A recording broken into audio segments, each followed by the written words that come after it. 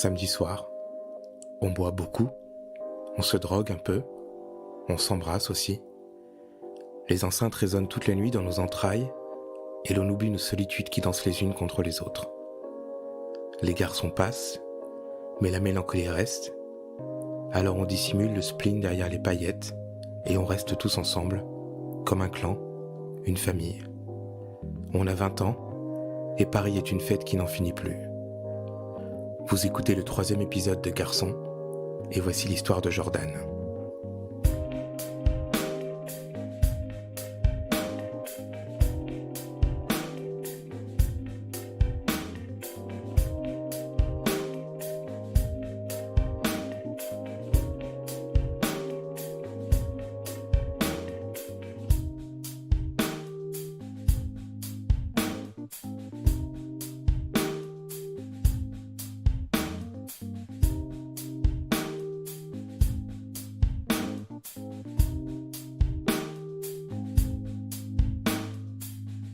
Je m'appelle Jordan, j'ai 23 ans. Je viens d'arriver à Paris et je sors énormément.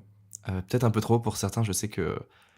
Ouais, on me dit souvent qu'on va peut-être un peu trop loin. Je sais que quand je suis arrivé ici, c'était moins fort, effectivement. J'ai toujours aimé sortir. Toujours.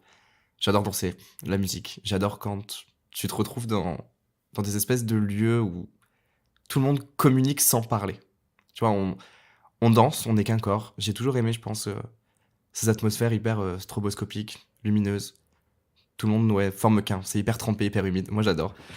Et je pense que ça a toujours été un espèce de fantasme depuis que je suis tout petit, en fait. J'ai toujours fantasmé sur ces images dans les films, dans les livres aussi beaucoup, où les gens dansent et t'as ces lumières, tous ces flashs. Je pense là au film Les Amours imaginaires de Xavier Dolan, ça m'a vachement marqué. Là où t'as tout le monde qui danse, t'as toutes ces lumières partout. Et je pense qu'à partir de là, je me suis dit, waouh. C'est hyper inspirant. Quand j'étais plus jeune aussi, bon, j'aime lire depuis toujours, j'aime écrire depuis toujours. Et j'ai toujours fantasmé là-dessus, je décrivais toujours des scènes comme ça, assez humides, assez trempées, assez colorées. Et maintenant que je le vis, c'est assez drôle d'ailleurs parce que j'ai plus du tout envie d'écrire là-dessus maintenant. Maintenant que j'expérimente ce dont je rêvais, c'est assez bizarre, c'est assez puissant, mais c'est assez étrange quand j'y réfléchis. Et du coup, depuis toujours, je sors. Depuis que je suis arrivé à la fac, j'ai pas du tout fait mes études à Paris. Je faisais mes études sur Clermont. Et là, j'ai découvert les vraies sorties étudiantes, où tu vas pas en cours le lendemain, parce que tu t'arraches la tête, clairement. J'ai beaucoup trop séché de cours pour ça. Pardon, ma prof de phonétique le vendredi matin. Et quand j'ai découvert Paris, parce qu'à la base, je suis venu pour des potes, on sortait, mais c'était bien plus doux qu'aujourd'hui, parce qu'il y a quand même une escalade de la violence et de la débauche, si je peux dire. On buvait beaucoup. J'ai toujours trop bu. Je pense que j'ai toujours aimé aussi un peu tester les limites, voir jusqu'où on pouvait aller, voir ce que mon corps pouvait supporter. Au début, c'était que de l'alcool. Beaucoup d'alcool. Et en arrivant sur Paris, c'est assez drôle la facilité avec laquelle on peut se laisser emporter là, dans cette espèce de trou noir infini où c'est n'importe quoi en fait. Aujourd'hui, je consomme énormément, beaucoup trop d'alcool, mais aussi le poppers. Le poppers qui est aujourd'hui une extension de mes mains quand je sors. Clairement, je me vois plus m'en passer. Non, le poppers n'est pas une drogue. À partir du moment où il est vendu en bureau de tabac, on va pas se poser de questions. J'irai pas acheter ma MD vers mon buraliste. Honnêtement, enfin, en plus je déconne beaucoup avec mon buraliste. Quand je vais prendre du poppers, il s'éclate avec moi, il me pose des questions, il me demande des conseils et tout. Enfin, non, non, c'est pas de la drogue. J'ai pas envie de me dire que c'est de la drogue parce que, enfin, non, ça fait juste du bien 2 minutes. Enfin, c'est pas un état où t'es comme la MD où tu vas être pendant des heures et t'as les pupilles qui sont complètement dévastées et puis pendant des heures t'es complètement dans le mal. Non, le popper c'est amusant, c'est rigolo. Tu considères ça comme une drogue, toi? Moi, j'aime beaucoup trop en prendre quand je suis ivre. Ça me permet de ne pas repayer de verre au bar et de remonter dans les effets de l'ivresse, en fait. Donc, effectivement, moi, il m'en faut une fiole par week-end et qu'on passe tranquillement, hein, d'ailleurs, avec mes potes. Et puis, j'aime beaucoup faire partager à toute la boîte aussi, donc ça m'étonne pas que la fiole soit vide le dimanche matin. Mais non, le popper, c'était pas une drogue. Mais à consommer avec modération, surtout, ne vous en mettez pas comme moi sur le visage, ne vous en renversez pas sur les vêtements. Je m'en fous partout tout le temps. C'est horrible. Quand je danse, je m'en fous partout. Non, pour moi, les vraies drogues, ce sera tous les trucs beaucoup plus durs. T'as la cocaïne, la MD, l'exta et tout. L'héro, mais bon, on n'en est pas là. Mais non, sniffez, franchement, sniffez en masse, moi je m'en fiche. Le popper, c'est une base. Et comme je disais, c'est une extension de moi. En soirée, c'est une extension. Je peux pas faire sans. C'est vrai, peut-être addict à autant de choses, malsaines, hein, vraiment. Non, non, mais le poker, c'est important. J'ai commencé par, ouais, des petits joints, on se roulait des oui, avec de l'herbe, du shit et cetera, mais aujourd'hui, on tombe dans un truc assez étrange avec, tout ce qu'on peut avoir hyper facilement. C'est encore plus pratique que Uber Eats, hein. C'est vraiment tu veux ta drogue, elle vient directement chez toi. J'ai testé, la cocaïne, l'AMD et c'est des trucs assez déstabilisants et forts, je dois dire. En gros, quand on est dans ces sorties-là, enfin, j'ai l'impression qu'à Paris, on est dans un milieu avec, où il faut toujours plus. En fait, quand on va en boîte gay, parce que moi je fais que les boîtes queer surtout, je ne vais qu'en soirée queer, j'ai beaucoup de mal maintenant à retourner en soirée hétéro, si je peux dire, même si les boîtes de nuit, enfin, tout le monde y va, mais je veux dire, moi, je viens de province. À la base, c'était pas du tout comme ça. Enfin, moi, j'y allais pas du tout dans le but de ni de pécho, ni de plaire. J'y allais juste pour, être avec mes potes et puis profiter. Aujourd'hui, je me plais à croire que j'ai encore cette mentalité un peu, je sors juste pour être avec mes amis, danser, évacuer. Sauf qu'aujourd'hui, il y a ce truc, il faut avoir l'étincelle un peu plus, il faut être, faut se montrer. Et je trouve qu'à Paris, c'est assez intense. Et du coup, en prenant tout ça, on est encore au-dessus avec, effectivement, avec les drogues, avec l'alcool. Je sais pas, on s'enfonce dans une espèce de truc, un jeu hyper malsain, hyper toxique. Et ce qui est atroce, c'est on en redemande tout le temps. Enfin, moi, je sais que maintenant, je suis tombé dans un espèce de vice. Je prends Je consomme beaucoup trop, je pense, enfin trop régulièrement. Et, et c'est assez intéressant de voir qu'en fait, quand tu fais ça, t'es dans un autre monde entièrement. Et là, vraiment, tout ce que je fantasmais en étant petit, ça a été exacerbé puissance 1000. Et c'est pour ça, je pense que j'aime, re- j'aime me faire du mal et j'aime y plonger. Après, comme je disais, à la base, je vais pas du tout en boîte de nuit pour rencontrer des gens. Moi, j'y vais, c'est parce que voilà, je veux me vider de ma semaine. Je veux tout. Je trouve que quand on danse, sur la piste de danse, on évacue. Moi, mon corps, je veux juste qu'il fusionne avec les enceintes, que je devienne le beat en fait dans la soirée. Et je trouve qu'avec toutes ces substances qu'on a autour, ça permet d'y arriver, d'y parvenir vraiment d'une façon hyper fascinante. Du coup, je sais pas si vraiment on peut dire qu'il y a une histoire d'addiction ou pas, mais moi j'aime me fondre en fait dans toutes les sensations, dans toutes les émotions possibles. Et je pense que depuis toujours, vraiment, ça a été un truc qui m'a vachement pris à la gorge. Et du fait que j'ai fait mon coming out qu'à mes 18 ans et que j'étais pas du tout sur Paris et que j'ai pas autant vécu, je pense, aussi fort que j'aurais aimé le faire, aujourd'hui, j'ai l'impression que je me rattrape un peu et ouais, que je compense quelque chose, je pense, effectivement. Après, je peux pas dire que je fais ça parce que je recherche à être complètement high et complètement heureux avec les drogues parce que j'ai pas forcément besoin de ça. Comme je disais, je vais revenir un peu sur mon coming out, je pense, parce que du coup, ça me permet d'expliquer un peu tout ça. Moi, j'ai pas eu du tout besoin de me justifier, j'ai pas eu de souffrance. Moi, mes parents, je pense qu'ils l'ont pris de la meilleure façon du monde possible. Moi, ma mère a ouvert le champagne quand je lui ai dit. Elle m'a dit, enfin, tu me le dis, on va arroser ça. Et mon père, quand il a appris la nouvelle, il m'a dit, mais t'aurais jamais dû me le dire, ta sœur, elle m'a ramené un mec, tu m'as ramené quelqu'un, et puis voilà, enfin, il me dit, moi je t'aime toujours et ça changera jamais rien. Je sais qu'avec toute ma famille, ça a été pareil, avec mes proches, avec mes amis. Et du coup, j'ai jamais eu besoin, je pense, de compenser ça. J'ai jamais eu besoin de me cacher, j'ai jamais eu besoin de trouver autre chose dans les sorties, etc. Sauf que je pense qu'en arrivant sur Paris, c'est un peu la capitale de Enfin, ouais, si, Paris est une fête. Paris, c'est la capitale du monde, de la débauche, des étoiles, des paillettes. Et effectivement, je pense qu'avec le temps, de mes 18 à 23 ans maintenant aujourd'hui, on, on découvre autre chose. Enfin, je sais pas, il y a des écarts qui se font entre les gens, je pense. Et du coup, moi, je vois, j'ai des amis qui sont en couple, par exemple, et ils recherchent plus du tout ça. Plus de sorties, plus de danse, plus de substances, plus de trucs forts. Et du coup, aujourd'hui, je me pose la question de tout ça. Est-ce qu'on fait pas tous tout ça parce qu'on est à la recherche de quelque chose et qu'on veut pas se l'avouer ou qu'on le sait pas? Moi, je me pose énormément de questions là-dessus et ça m'empêche pas de continuer, effectivement. Je sais pas, moi, tous les dimanches, je me réveille, j'ai des paillettes de la tête aux pieds, il y en a dans mon lit, j'en ai jusqu'à mon caleçon. Et je me souviens de rien. La plupart du temps, je me souviens de rien. Et pourtant, j'en redemande. Et je me dis, mais ça cache forcément quelque chose, il y a forcément une brèche, il y a comme forcément une faille, enfin, quelque chose derrière qui veut. Enfin, ça signifie forcément quelque chose, je pense. Mais c'est assez intéressant de voir que bah, on en veut encore. Moi, je sais que j'aime beaucoup m'enfoncer dans des trucs assez bizarres Et là, c'était assez c'est je sais pas, c'est une expérience, ouais, ultra intéressante, je pense. Moi, j'aime bien voir jusqu'où les corps et où les gens peuvent aller. Je dis pas que ça entraîne pas des choses un peu étranges parce que quand on est, sous substance comme ça, on bah, surtout si on sort avec des bandes d'amis une bande d'amis et puis avec des potes, avec lesquels on est plus ou moins proches, mais je pense que ça peut engendrer déjà une, distorsion entre les gens qui sont pas du tout dans le même délire que nous et qui veulent pas tenter, qui veulent pas tester. Je pense qu'après ça vient de la personnalité aussi. Moi, je sais que j'ai toujours aimé, voilà, découvrir des choses et je suis assez curieux sur tout et quand les gens ne sont pas dans le même tempo que nous, je vais dire, ça crée forcément un décalage et le problème, c'est qu'après au sein des gens avec lesquels, tu peux consommer des substances, illicites, ça crée aussi des liens assez, forts, assez flous aussi, je dirais. C'est, c'est très tentant de basculer d'un côté ou d'un autre. En fait, enfin, tout est je sais pas, les frontières sont hyper brouillées quand tu prends des trucs comme ça. Il faut assumer le lendemain et je pense que déjà d'assumer une gueule de bois, c'est assez compliqué physiquement, mais le lendemain, f moralement, quand tu prends des drogues ou que tu enchaînes effectivement drogue et alcool, c'est encore un level au-dessus et on est un peu dans une pagaille émotionnelle, hyper bouleversante.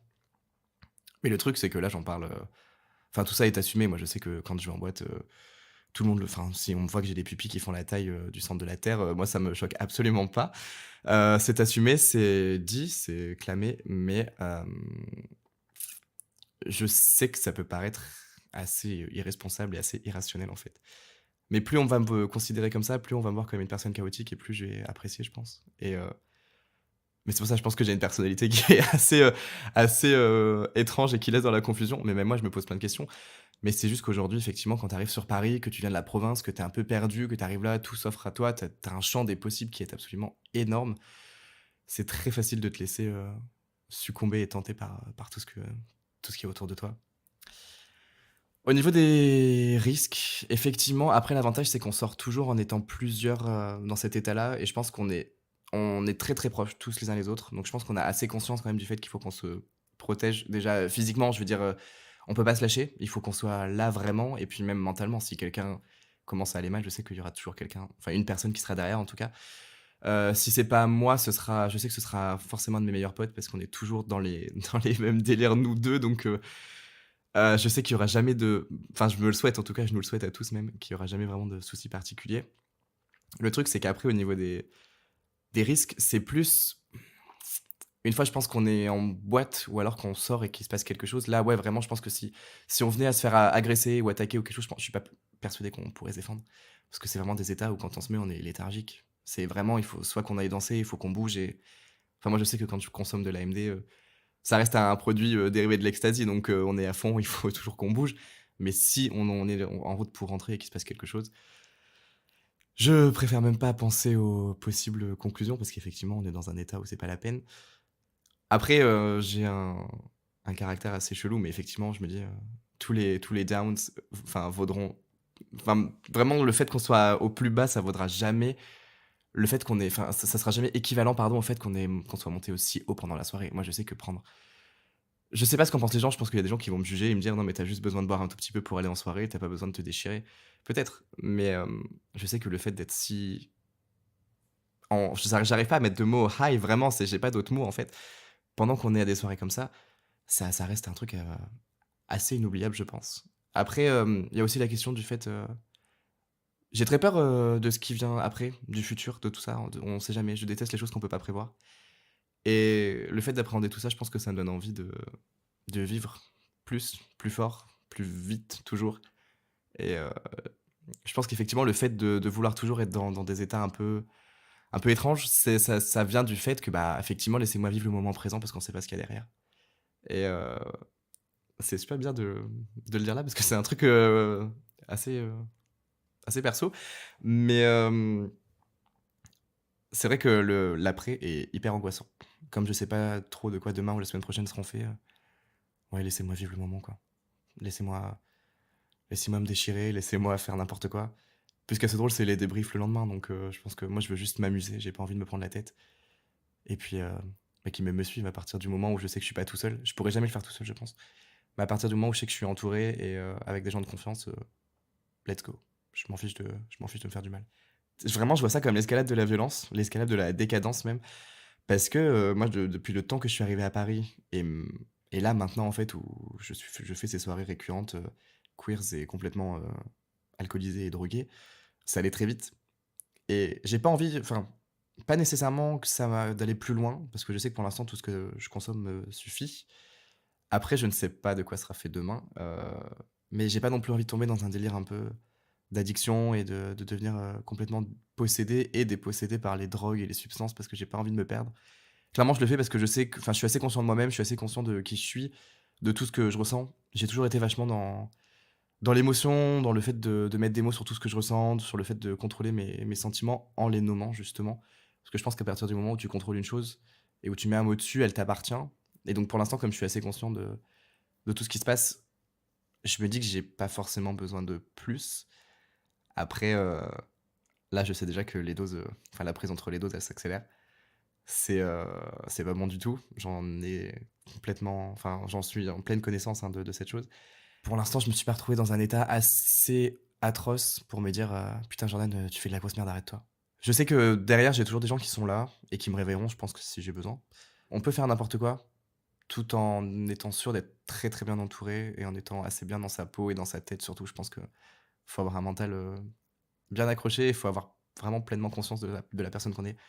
Ce qui est assez drôle, c'est que j'enchaîne, les soirées et le boulot parce qu'avec le travail que j'ai, étant réceptionniste, on n'a pas du tout, heu, de week-end, en fait. Moi, je sais que je suis obligé de sortir, heu, de rentrer chez moi, de me préparer et d'enchaîner à 7 heures du matin, d'être frais devant les clients, de pas avoir l'air, complètement déphasé sur la planète.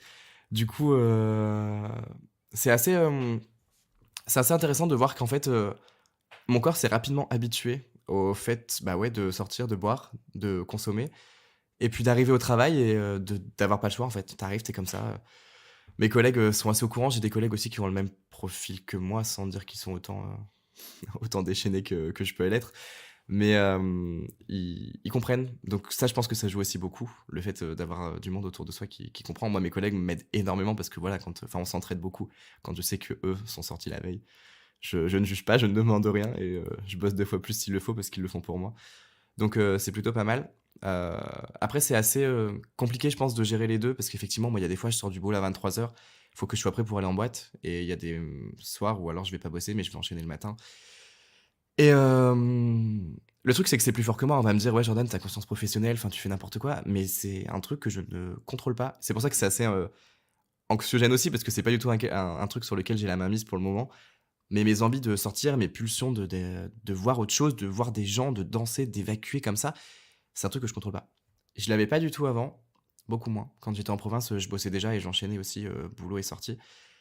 Mais c'était beaucoup moins fort et beaucoup plus ouais, enfin, c'était bien plus doux au niveau du ressenti. Enfin, je veux dire, moi, j'enchaînais le travail, mais j'étais juste fatigué, pas la peine de enfin, c'était pas la peine de courir aux toilettes toutes les 5 minutes, quoi, parce que j'étais pas bien à cause de mes sorties. Sauf que là, effectivement, c'est un truc qui se passe et mais je m'en fiche, j'ai envie de continuer. C'est très bizarre, hein, mais ouais, pour l'instant, mon corps, encaisse le choc, donc pourquoi pas? J'ai envie de te dire, vas-y Jordan, tu verras, de toute façon, j'ai l'impression de courir droit au mur, mais c'est pas grave, j'y vais et une fois que je me le serai pris, on verra ce qui se passe. Le plaisir est beaucoup trop fort pour que je puisse m'en passer malgré effectivement la toxicité qui en émane, en fait. Il y a vraiment un truc hyper tordu, c'est un rapport vraiment, vraiment glauque et hyper malsain, hein, mais je suis prêt à être vachement mal le lendemain tout en é parce que j'ai été hyper, hyper, hyper bien la veille et le fait de travailler, je pense que bon, c'est un plus à moins parce que d'un autre côté, je suis obligé de me remettre dans le bain, je suis obligé d'enchaîner, je suis obligé de me réveiller, de survivre, en fait, à ma journée. Je peux pas rester, léthargique sur mon lit et ça, je m'en suis rendu compte récemment. Effectivement, bah, mes potes qui sortent pas pardon, mes potes qui sortent pas le lendemain sont en PLS, alors que moi, comme j'enchaîne avec le boulot, ben, ça va. Donc limite, j'ai envie de ressortir. Ce qui est assez dingue, c'est qu'effectivement, moi, une fois que j'ai fait une sortie lourde et que pourtant au réveil, je suis pas bien du tout, bah, j'ai envie d'y retourner.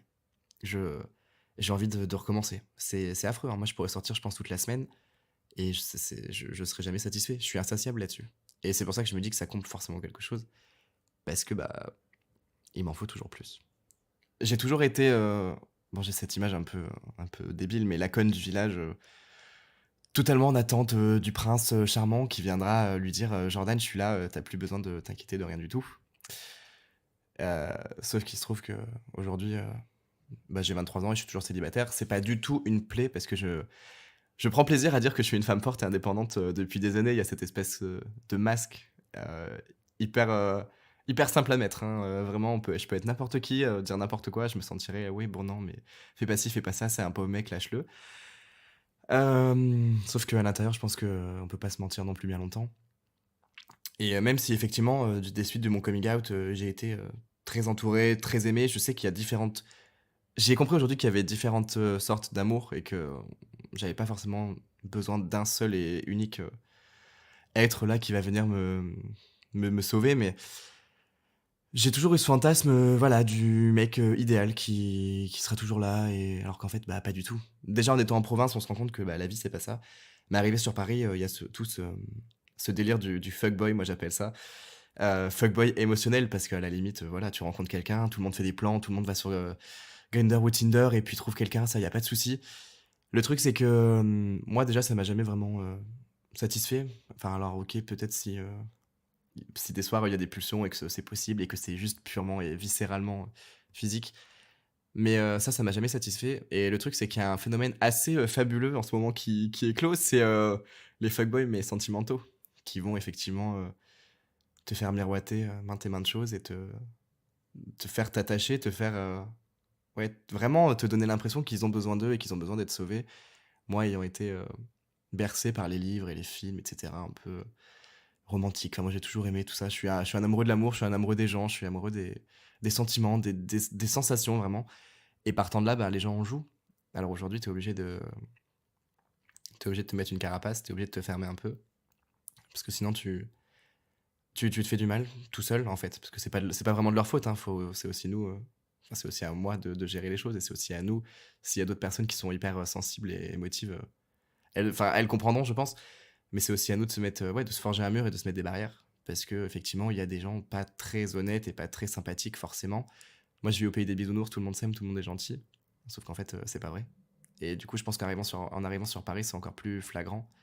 Parce qu'effectivement, il y a des mecs qui vont t'utiliser, qui vont se servir de toi, qui vont savoir parfaitement comment te prendre, comment t'écrire, comment te parler, mais sans rien attendre de toi à part, bah, soit ton corps, soit juste un moment sympa parce que eux se faisaient chier en fait.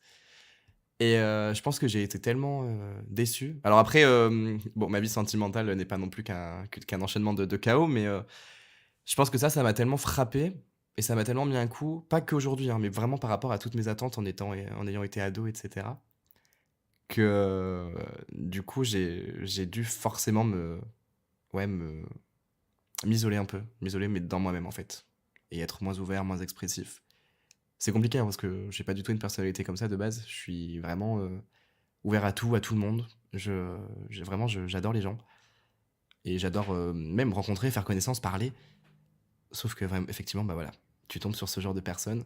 Je suis loin d'être le seul, donc ma vie n'est pas, la pire et j'en souffre plus aujourd'hui, mais il y a eu des périodes de ma vie assez compliquées et effectivement, j'ai dû, enfin, c'est assez drôle, mais j'ai dû me faire tatouer le mot spleen et mettre un mot sur ce que je ressentais à un moment donné dans ma vie pour comprendre qu'en fait, ouais, c'était ça. J'étais constamment dans cette espèce de mélancolie, nostalgie hyper intense et que c'était ultra oppressant. Après, étant fan, de Lana Del Rey, je pense que c'est mon icône, j'étais obligé de m'enfoncer avec elle dans ces sensations un peu étranges. Mais quand j'ai pris conscience qu'en fait, j'étais vraiment en train de nager dans un truc, bah, mauvais et je me suis dit: «Mais Jordan, en fait, c'est pas forcément toi le problème parce que toi, t'es juste, dans le ressenti, dans le vécu, tu te donnes à fond et c'est juste qu'en face, les gens sont pas réceptifs et il y en a qui en jouent» et je peux pas dire que je fais que sortir pour combler ça. J'essaye aussi d'être, je suis vachement bien entouré, j'essaie de passer des moments avec moi-même. Je pense que c'est important de se trouver. C'est comme ça, les gens ne peuvent pas faire en sorte que tu te perdes, parce qu'à partir du moment où c'est toi ton centre de gravité, t'as besoin de personne. Et c'est important de se trouver. Après, c'est pour ça que j'essaye de me convaincre aujourd'hui que quand je sors, c'est juste pour profiter, être avec des amis et danser. Et que forcément, si t'embrasses un mec ou si tu pécho quelqu'un, un ou plusieurs d'ailleurs, c'est juste du bonus. C'est pas le truc pour lequel je suis venu en soirée. J'ai envie de me dire que c'est pas du tout pour ça que je sors. Et, euh, et puis ça fonctionne, je pense que c'est ma mentalité de base, mais c'est facile de se laisser embourber et piéger par des gens qui veulent juste jouer avec toi. Et je pense que Alors peut-être que je prends tout ça parce que j'ai envie d'oublier, en fait. Peut-être que j'ai pas envie de me rendre compte que c'est ça l'effet. J'ai beaucoup de mal avec l'effet et avec la vérité. Moi, je préfère rester dans mes illusions et mes espoirs parce que c'est très dur sinon de se confronter à tout ce qui se passe. Je l'ai déjà fait et c'est très dur. Et effectivement, je pense on se cache. Comme je dis, par rapport à mes sentiments, moi je dis que je suis une femme forte et indépendante. J'aime vraiment ce titre. Et je pense aussi qu'au niveau enfin, physique, même corporel, moi je me mets des. Voilà, on se maquille, on se met des paillettes, on se fait belle, voilà, on veut être le mec qu'on va regarder en soirée, tout en ignorant les autres parce qu'on veut faire le mec fort. Mais je pense voilà, moi je me mets des paillettes, c'est pour cacher tout le spleen et tout ce qu'il y a derrière. Parce que j'ai pas envie qu'on se dise, bah lui, regarde-le, il est sensible, il est faible, on va aller s'amuser. J'ai pas du tout envie de ça. Moi j'ai envie on se dise, putain, regarde, Jordan est là, on va lui dire bonjour, on va rigoler, on s'amuse et puis on passe à autre chose. Voilà. J'ai pas du tout envie de laisser une image, ouais, mélancolique. Même si j'aime beaucoup, hein, et j'aime beaucoup en jouer, mais j'ai pas du tout envie de laisser ça aux gens. Et ouais, moi je veux juste m'amuser. Je veux m'amuser pour passer outre la tristesse, tout ça, tout ça. Parce que même si mon coming out s'est bien passé, je pense qu'il y a plein de choses dans ma tête qui ont lieu. Mes parents, on a quand même eu des moments assez durs, mes potes. Moi, le fait de venir à Paris, j'ai dû laisser des choses aussi derrière moi et j'ai pas envie qu'on retienne ça. J'ai envie qu'on retienne la fête, l'amusement, l'alcool, la MD, le poppers, les paillettes et qu'on laisse tout le spleen derrière. Je me suis fait tatouer spleen sur la main parce que j'aime l'idée que les gens le voient sans qu'ils m'aient rien demandé. J'ai envie de leur imposer le fait que voilà, je suis comme ça. Bon, je leur impose déjà bien assez mon homosexualité quand ils me voient, mais j'avais envie d'un tatouage qui me décrive. Et le mot spleen était c'est vraiment cette période de ma vie où je me le suis fait était tellement mais le mot qui me représentait et j'avais envie de dire aux gens, mais attendez, en fait, je m'en fous, je m'en fous de ce que vous pensez en fait, je veux juste que vous voyez ça. Je l'ai eu, j'ai vécu ça. Aujourd'hui, ça va mieux. Aujourd'hui, il s'efface, il s'estompe un peu. Je trouve que c'est assez beau le fait qu'il parte en même temps que mes sentiments à l'époque, en fait. Mais j'ai envie de l'imposer. Et ce qui est assez drôle, c'est qu'à partir du moment où enfin le tatoueur a terminé la lettre N sur la main, le dernier point qu'il a fait, à partir de là, j'ai ressenti un énorme soulagement. J'arrive pas à l'exprimer. Je pense que c'est lié au fait que voilà, quand je mets des mots sur quand je mets des mots sur des émotions, je les contrôle. Et en fait, là, j'avais le spleen, je savais que c'était ça, il est là. Et maintenant, je sais que c'est ça. Et à partir de là, je sais que je le contrôle. Il est en moi, c'est comme ça, je fais avec, j'essaye de l'accepter.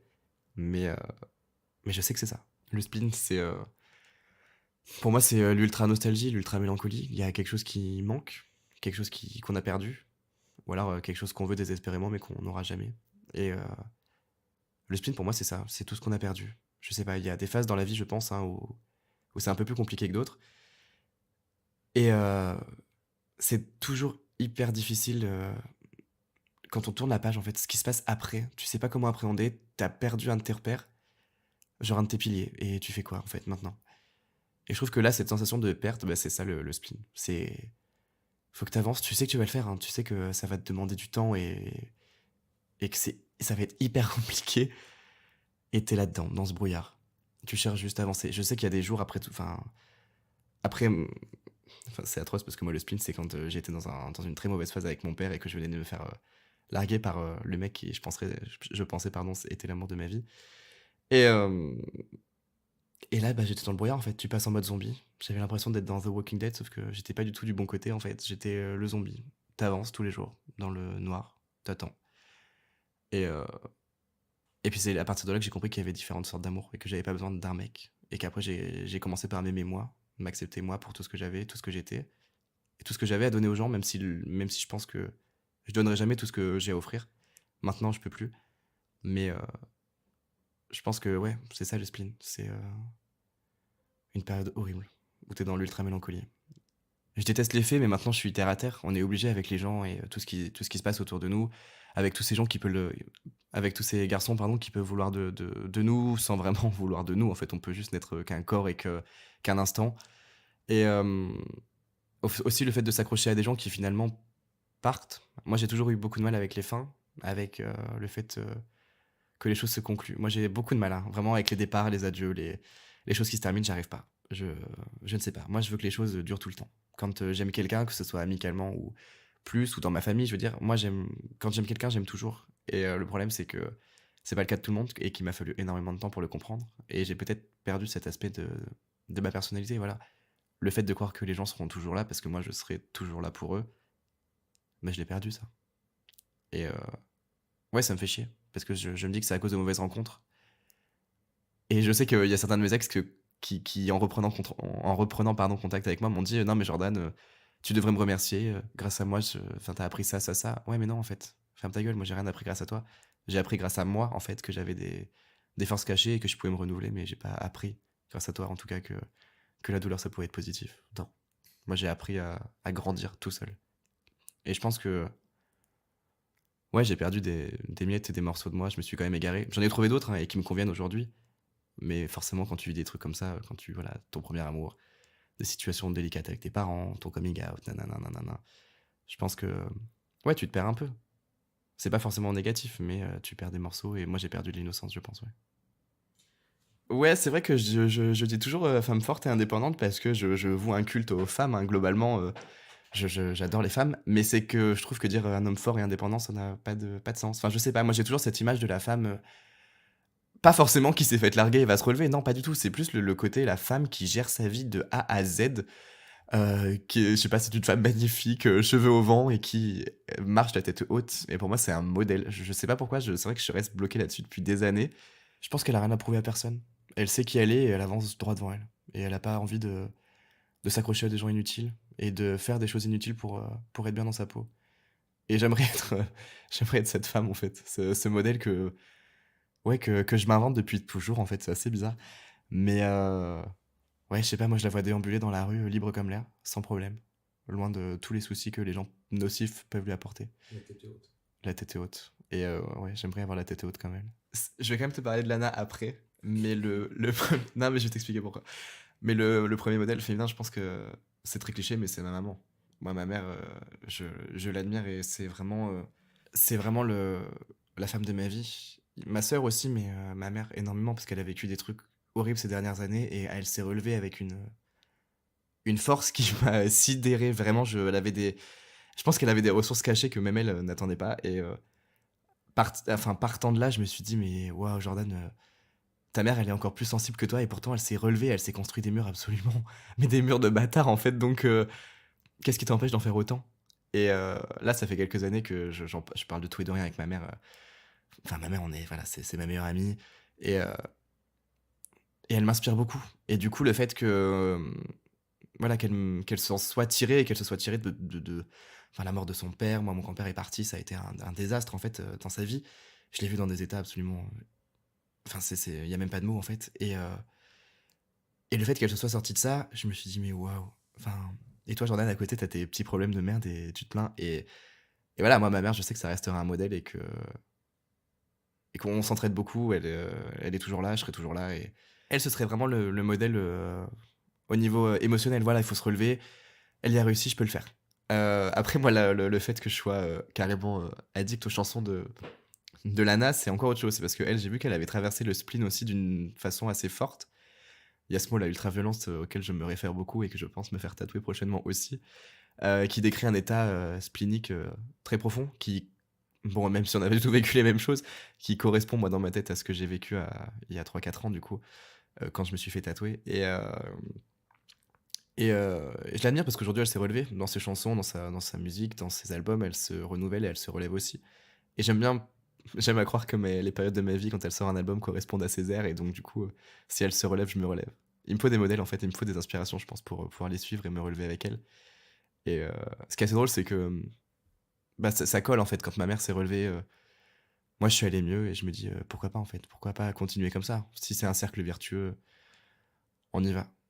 Alors, c'est pour ça que j'ai pas non plus l'impression de tomber dans un truc trop mauvais avec tout ce qui se passe ici à Paris, parce que je reste moi-même, je me perds pas, j'ai toujours mes centres.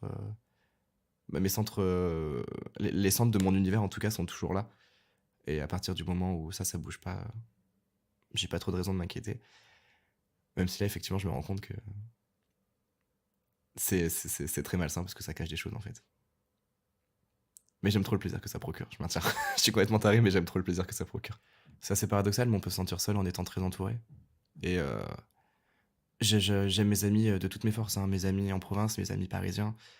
On s'est construit une safe zone, nous, à Paris, avec la bande de potes avec laquelle je suis tout le temps, qui ont le même profil que moi, hein. Il y a des étudiants, mais beaucoup de personnes qui travaillent aussi. Et on s'est construit un groupe assez safe où on peut être carrément nous-mêmes. Moi, encore 4 mois en arrière, j'aurais jamais aimé sortir avec des paillettes sur les yeux et des t-shirts brillants, etc. Sauf qu'aujourd'hui, je m'enfonce dans tout ça avec plaisir.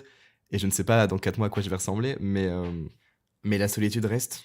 Je sais que je suis pas le seul à le ressentir, donc c'est facile d'en parler là comme ça, mais je sais pas. Là, récemment, je suis allé voir Bohemian Rhapsody au cinéma et ils ont abordé ce point avec beaucoup de tendresse et de douceur, en fait.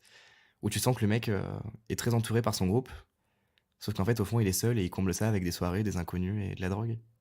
Et forcément, quand je suis sorti de la séance, bah, j'étais un peu bouleversé parce que je me dis, mais putain, Jordan, bon, t'es pas Freddie Mercury, tu sais pas chanter, mais tu sais combler comme lui. Donc, c'était assez fort. Je suis parti sur le trajet, j'ai pleuré jusqu'à ce que je rentre chez moi, donc en fragile que je suis. Mais non, mais la solitude, je pense que dans le milieu gay, on n'en parle pas assez parce que c'est assez tabou, assez secret, c'est pas mal vu, mais c'est assez honteux en fait. On veut pas se l'avouer, personne veut se l'avouer, mais on est très seul. Moi, je sais que avec tous les idéaux que j'avais étant plus petit, aujourd'hui, c'est compliqué de se retrouver bah, sans personne. J'ai vraiment pas envie de me dire que j'ai besoin de quelqu'un pour vivre parce que c'est pas vrai, mais c'est agréable d'avoir une épaule tout le temps qu'on ne perdra pas. Après, j'ai mes amis, mais c'est pas la même épaule. Il y a une nuance en fait entre le fait que quelqu'un soit qu'à toi. Enfin, c'est vrai que je vois le couple comme deux personnes qui sont vraiment là l'une pour l'autre tout le temps, tout le temps, tout le temps, tout le temps. Et les amitiés aussi, mais c'est moins fort.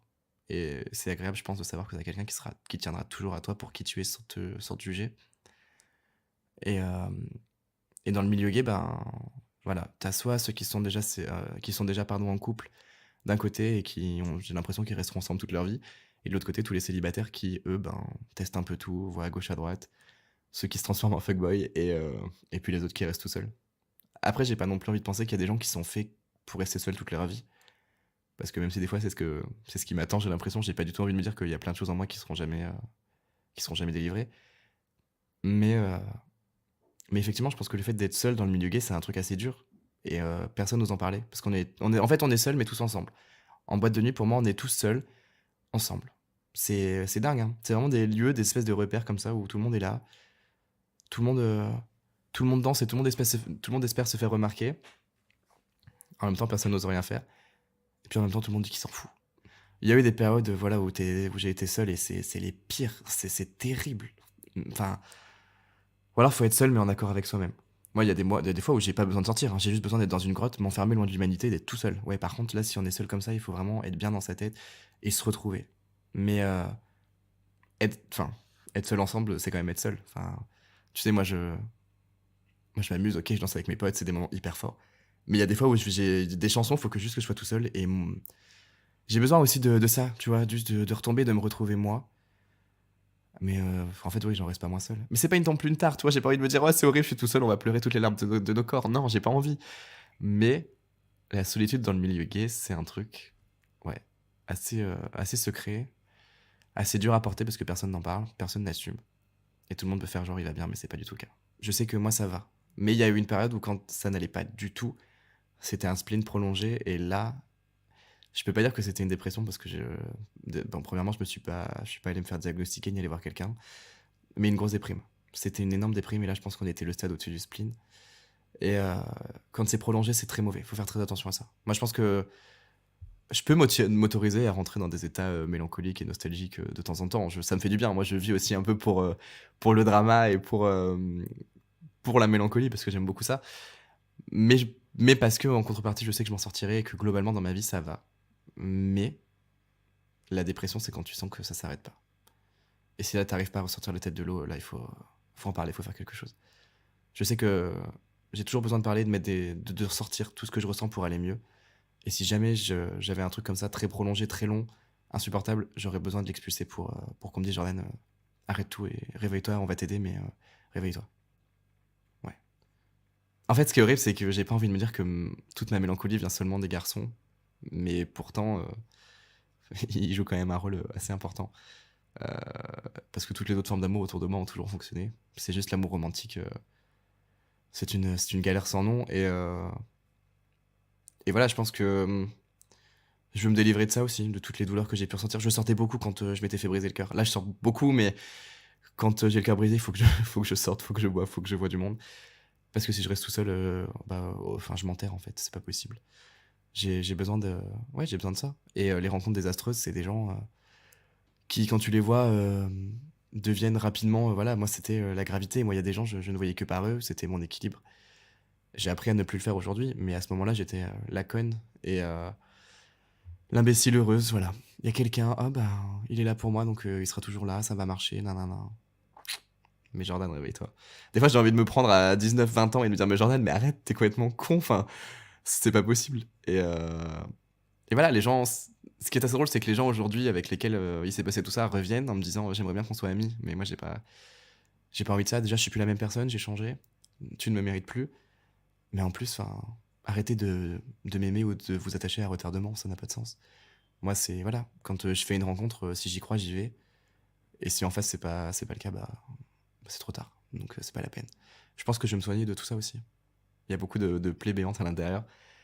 Et bah voilà, la vodka, le poppers, la MD, bah, c'est les pansements. Comme je disais, du coup, quand on prend de la MD entre nous, c'est très très fort parce que c'est très très flou, justement. Moi, j'ai des amis, de toute façon, on va rentrer dans le vif du sujet, mais j'ai des amis, voilà, moi, c'est mes potes, je n'ai aucune attirance pour eux, mais on passe la soirée à s'embrasser. Et on en fait quoi de ça?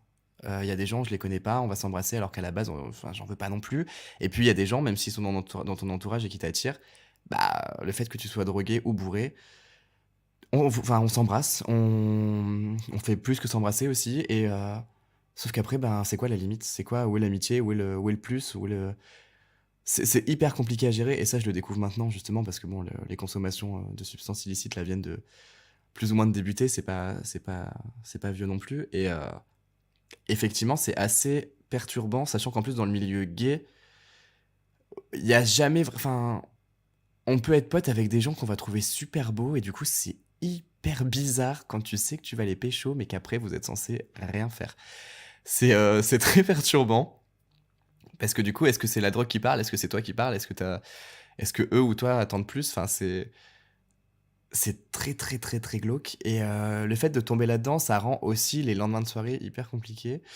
Voilà, bah, effectivement, le lendemain, quand tu te rends compte que soit t'as passé la soirée à l'embrasser, ou que le lendemain matin, tu te rends compte que t'as couché avec lui, oups! Sauf que, bah, qu'est-ce que ça veut dire? Enfin, c'est la drogue qui parle, c'est mon corps, c'est mon cerveau, et le problème, c'est que les lendemains, en plus, tu rentres en rechute. Du coup, t'es complètement déprimé, t'es dans une espèce de névrose et une paranoïa, enfin, c'est assez intense, et du coup, tu te dis: «Mais putain, qu'est-ce qui se passe?» J'aime, moi, les choses floues, j'aime un peu quand on navigue entre 2 eaux, mais en même temps, quand ça devient trop intense, c'est atroce. Parce que du coup, moi, je sais plus, où est-ce que j'ai envie de me situer, de quoi j'ai envie, de quoi la personne en face a envie, et rien n'est clair. Et enfin, le fait d'être dans ce trouble, c'est assez obsessionnel pendant les jours d'après, parce que tu sais pas ce qui se passe. Et, et je me dis que peut-être que sans la MD, sans l'alcool, j'aurais pas ces problèmes. Peut-être pas, enfin, peut-être juste sans la drogue en fait, mais quoique même bourré en fait, j'embrasse mes potes. Dans la vraie vie, je suis d'un naturel à la base assez timide en fait, hein, c'est compliqué à croire, mais oui. Et sous drogue, je suis carrément quelqu'un d'autre. Sous alcool, je suis complètement quelqu'un d'autre.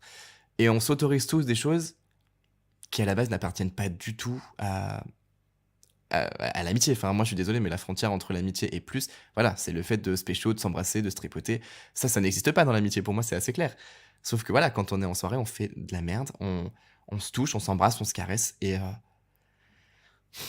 c'est hyper. Enfin, je sais pas, c'est bizarre, mais je sais qu'on n'est pas le seul groupe à le faire, parce qu'effectivement, en boîte, tu prends les petits groupes d'amis bourrés, sans parler de drogue ni rien, bah, on est tous comme ça en fait. Pour moi, mes relations amicales aujourd'hui sont bien moins nettes que quand j'étais en province, entouré qu'avec de potes meufs qui, elles, enfin. Non, là, c'est vrai que dans le milieu gay, je pense que déjà, il y a le souci de l'attirance, parce que le fait qu'on soit tous des garçons et que il y a des feelings qui se créent, il y a des attirances physiques aussi, et à partir de là, je pense que sous alcool, déjà, on se laisse aller. Donc, même si c'est tes potes, si t'as un mec que tu trouves beau, tu vas l'embrasser, tu t'en fous. C'est un phénomène assez important là, effectivement. C'est vrai que maintenant qu'on en parle, je me rends compte qu'en boîte de nuit, bah, en fait, tout le monde pêche tout le monde. Sauf que, enfin, qu'est-ce qui se passe? Partant de là, qu'est-ce qui se passe? Parce qu'après, c'est compliqué d'aller au café le lendemain et puis tu te dis, ah, fais salut, on se fait la bise, mais hier, on s'est embrassé, je t'ai touché la langue, mais tout va bien. Mais quelque part, ça me fait rire. Moi, ça m'amuse, j'ai pas envie de me poser de questions, en fait. Pour l'instant, je me pose pas trop de questions. C'est bizarre. Peut-être que le moi à 30 ans, donc, quand il se réécoutera, dira, mais Jordan, t'étais complètement taré. Mais pour l'instant, j'aime bien, moi, ça.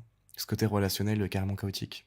parce que je me nourris de drama et d'intensité et que ça en fait carrément partie. Je sais pas, quand l'attirance physique et mentale s'en mêlent, là, c'est un peu le bordel.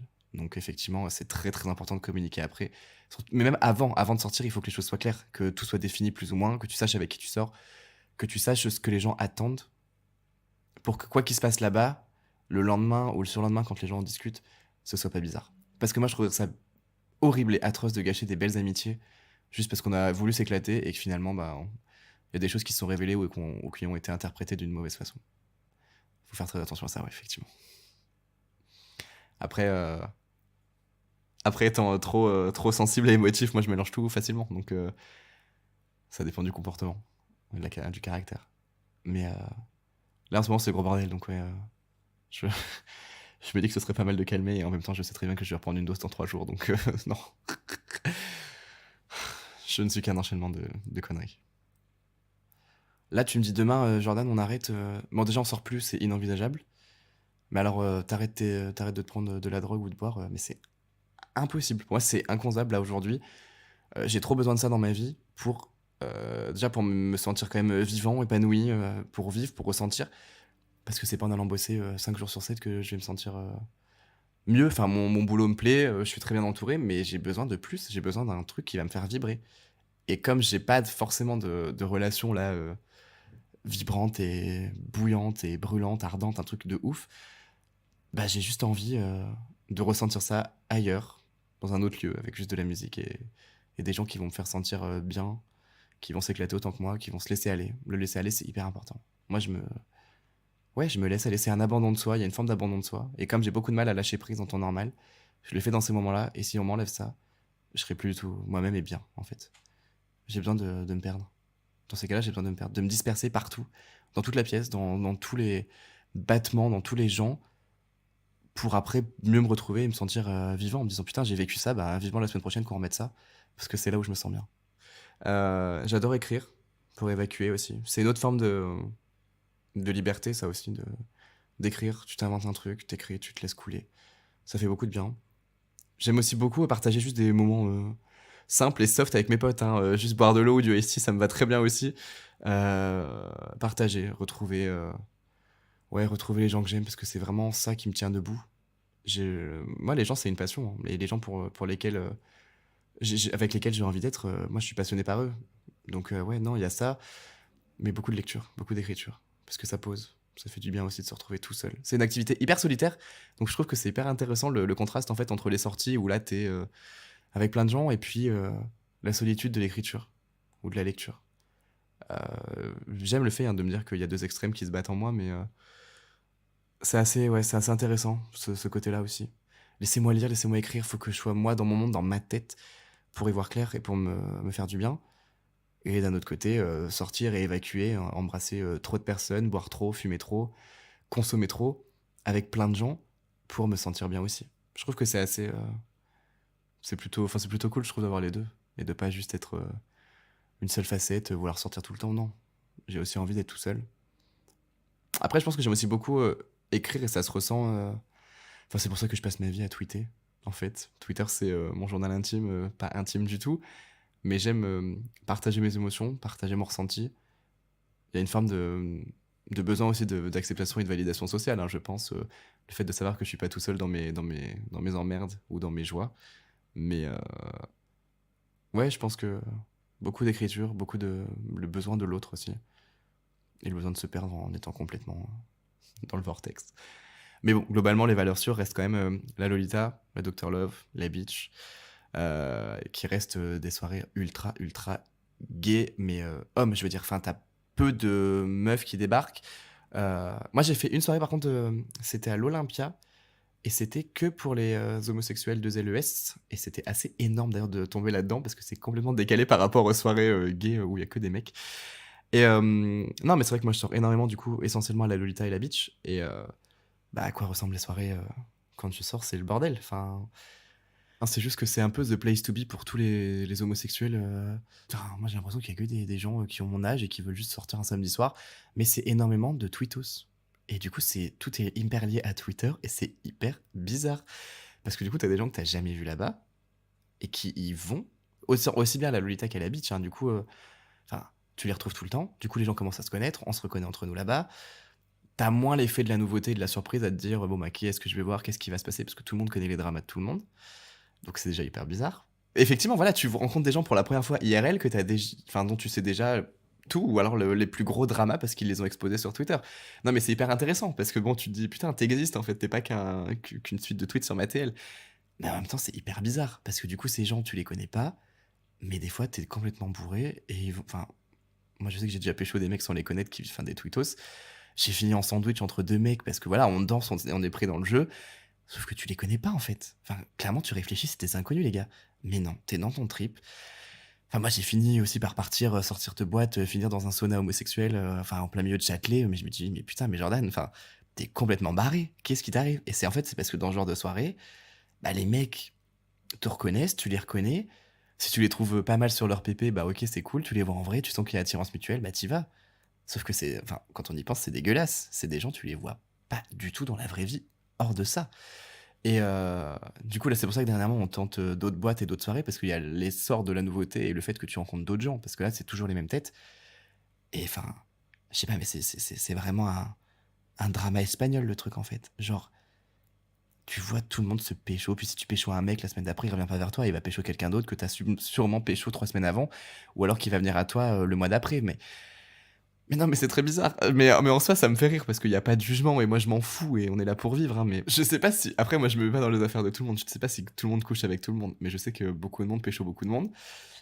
En soirée, après, ce qu'ils font la porte fermée une fois dans le Uber, je ne sais pas. Mais ça dépend ce que toi t'attends, je pense. Moi, si j'ai pas, enfin, si je pars dans l'esprit de juste pécho quelqu'un, je serais pas surpris de le faire. Après, ouais, c'est possible que ce soit biaisé. Bah, forcément, si tu rencontres quelqu'un et que tu as envie de le connaître plus dans la vie, mais que tu le rencontres en boîte, vous êtes tous les deux déchirés et vous vous embrassez, ou vous finissez par coucher ensemble, enfin, what's the point? Enfin, genre, t'es pas du tout pote avec la personne, enfin, c'est un peu compliqué, du coup, c'est un peu glauque. Le fait d'être en boîte, après, moi, j'ai toujours aussi associé les boîtes à la débauche et puis au laisser-aller physique, hein. Moi, il y a rien qui me choque dans le fait de voir quelqu'un et de l'embrasser, et puis c'est juste du physique, vraiment, c'est corporel, c'est pas mental. C'est vrai que ça rentre assez dans le cliché, ouais, tout le monde, enfin, tous les gays couchent ensemble, et puis je pense qu'effectivement, il y a la recherche, déjà, de la validation sociale par les autres. Tu veux qu'on te voie, tu veux qu'on te remarque, tu veux qu'on te dise que t'es beau, qu'on te complimente, sans que toi, tu le fasses nécessairement aux autres. Hein. Tu veux être au-dessus. Mais il y a aussi cette forme de, bah, on est seul, on veut juste que quelqu'un vienne nous attraper, nous embrasse, ou nous dise qu'on est mignon, ou nous veuille danser avec nous. Je sais pas, ouais, c'est possible, effectivement. Moi, je sais que si ça se passe, je le prends. Après, si je vais en boîte et qu'il se passe rien et que je suis juste avec mes potes à danser, ça me va aussi. Mais je pense qu'effectivement, il y a certaines dispositions avant, quand tu viens en boîte, c'est de te dire, bah, enfin, il va forcément y avoir des gens qui vont me reconnaître ou que je vais reconnaître. Après, advienne que pourra, mais c'est vrai que dans des lieux comme ça, à la Lolita ou à la Beach, ou à la DL même, c'est toujours les mêmes personnes, toujours les mêmes tweetos. Et forcément, t'es dans des états où t'es pas toi-même, forcément, donc bah voilà, il se passe ce qui se passe. Tu finis par coucher avec n'importe qui ou embrasser n'importe qui. Je pense pas qu'il y ait de profil type. Je pense juste que le ressenti des personnes est le même à chaque fois. Soit c'est des personnes seules qui veulent kiffer, soit c'est juste des personnes qui veulent danser pour danser, soit c'est là des gens qui sont entre potes et qui s'en fichent en fait.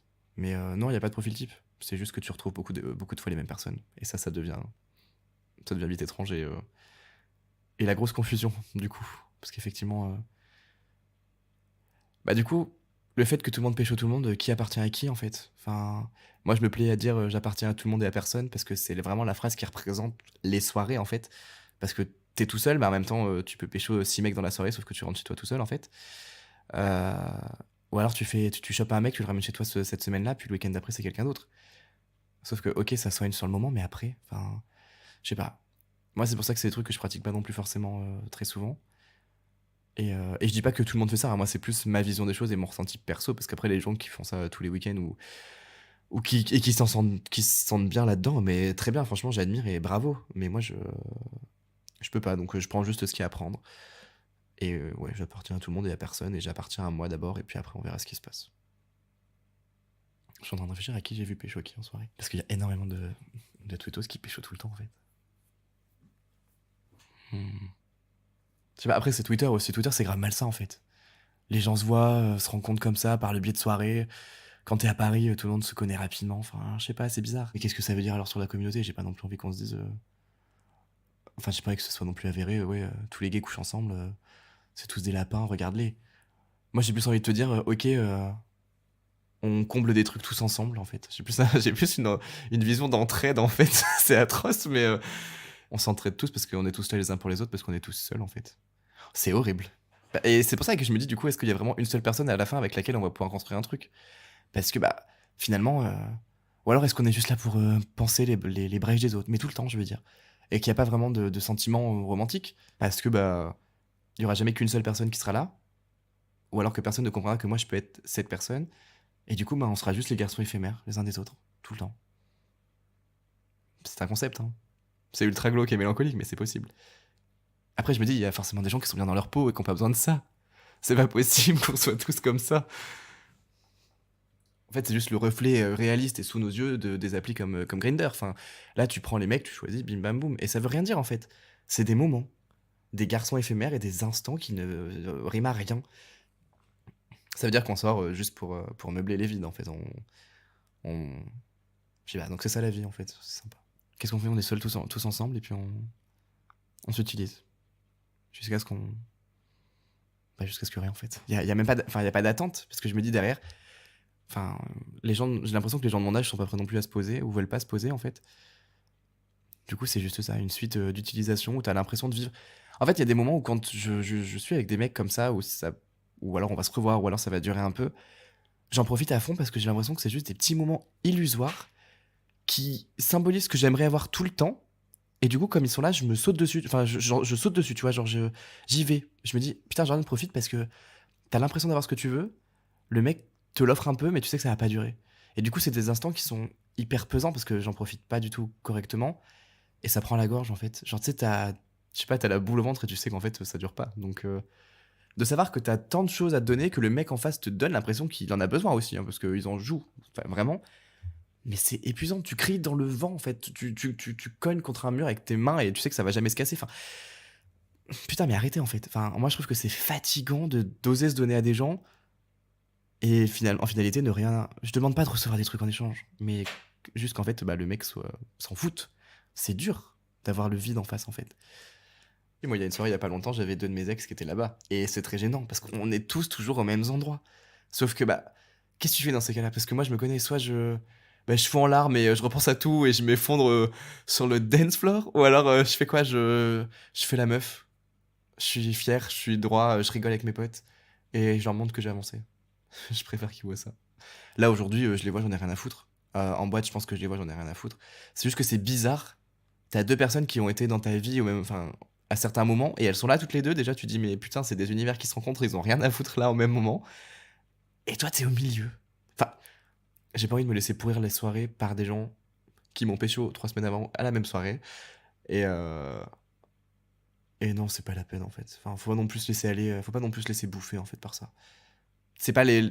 Malgré tout, hein, même si j'y vais voilà, pour voir du monde, pour m'amuser, j'ai bien conscience que finalement, c'est pas ça qui va me sauver, hein.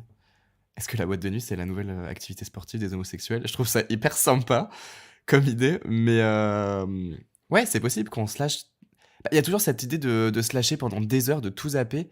Puis c'est vrai qu'après rentrer de boîte, quand tu danses beaucoup, t'as la libération de l'endorphine au niveau des muscles. Et moi, je la ressens vachement dans les jambes après quand je rentre. J'ai l'impression de planer. Et je sais que c'est pareil quand tu cours. Mais c'est un concept hyper intéressant. Ouais, donc en fait, j'ai pas besoin de faire de sport et je vais juste danser les week-ends. De toute façon, moi, quand on me demande si je fais du sport, je dis ouais, je danse, mais en boîte de nuit, hein. Mais à partir du moment où tu te mets la tête dans un truc tout le temps, que ce soit le sport ou la boîte, c'est forcément lié. Déjà, tu prends du plaisir, mais tu cherches forcément à remplir un truc. Enfin, que ce soit dans ta tête ou ailleurs, mais tu cherches quand même à remplir un truc, c'est pas possible. Alors, moi, honnêtement, si je suis vraiment honnête avec moi-même, c'est pour remplir la solitude. Mais, mais c'est horrible de dire ça, en fait. C'est horrible. J'ai pas du tout envie de dire ça. C'est affreux. Ah non, mais Antoine, c'est atroce. Remplir la solitude. C'est horrible ce travail d'introspection. J'ai besoin de fumer après. Moi, toutes ces soirées comblent un truc, ça c'est sûr et certain. Après, je maintiens qu'effectivement, on consomme beaucoup aussi bien d'alcool que de drogue. Je suis très bien entouré. Donc moi, je tiens juste à souligner cet élément-là quand même. C'est qu'il faut pas faire ça avec n'importe qui. Il faut être très bien dans sa tête. Il faut savoir gérer, je pense. Parce qu'effectivement, moi, moi, à côté de ça, j'ai un travail, j'ai d'autres passions. Je suis très bien entouré dans ma coloc. J'ai une famille que j'adore et qui est très présente.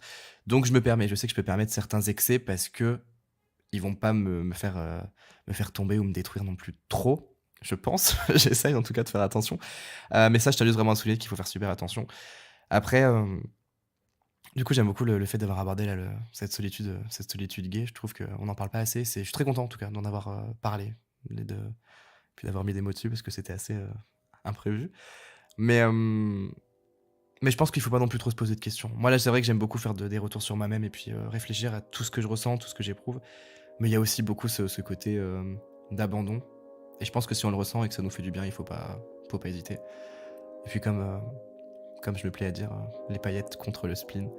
Donc sortez, amusez-vous. Franchement, je pense que c'est vraiment la base. Et à partir du moment où ça fait du bien, faut pas trop chercher. Vraiment, faut pas réfléchir.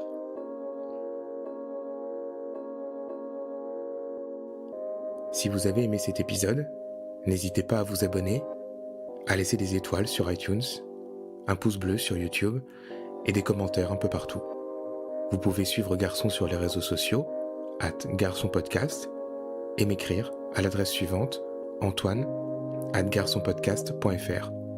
Et si vous souhaitez soutenir ce projet, je vous invite à jeter un coup d'œil à la description de cet épisode ou sur le site garçonpodcast.fr. Merci d'avoir écouté et à très vite avec de nouvelles histoires de garçons.